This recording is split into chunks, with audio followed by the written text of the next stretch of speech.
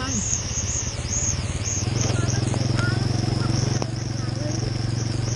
ก็ปูทับปู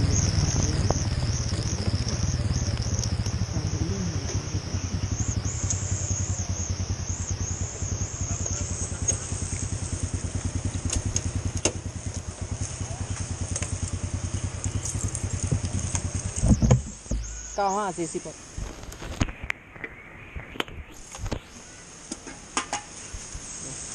แทนแล้วเอาทำไมไม่เอาสบู่เข้าบ้าน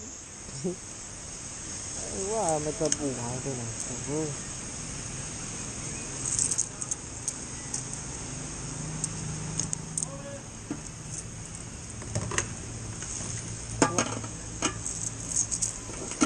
รับดูก็เบา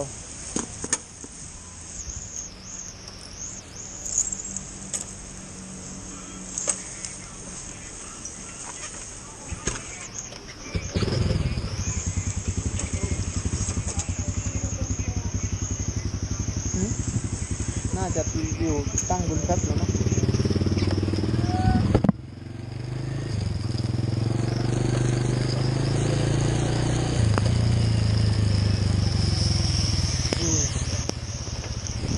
แล้วก็ดูฟ้าฝนครับหนุนว่าคลองวะเนี่ยโอ้ย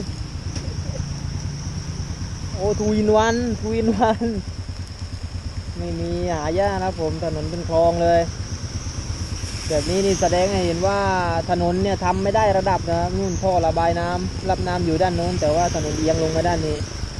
แล้วก็ตรงกลางก็ไม่มีช่องรับน้ำลงไปใต้ดินนะครับนู่นช่องอยู่นู่นส่วนด้านนี้ไม่มีสักช่องหรือตามหลักวิศวกรรมเนี่ยมันจะต้องมีท่อรับน้ำลงใต้ดินตรงกลางเกาะกลางด้วยนะครับแต่ที่ภูเก็ตนี่แหวกแนวครับไม่มีครับผมโอ้โหตรงโน้นเป็นคลองแล้วครับเอาพามาชม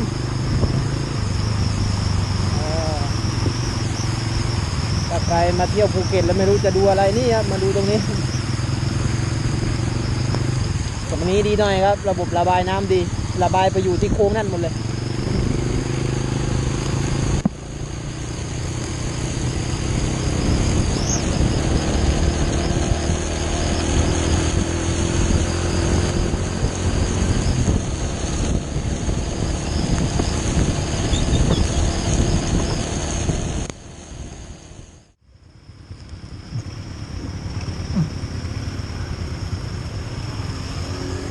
โดเราก็มีนี่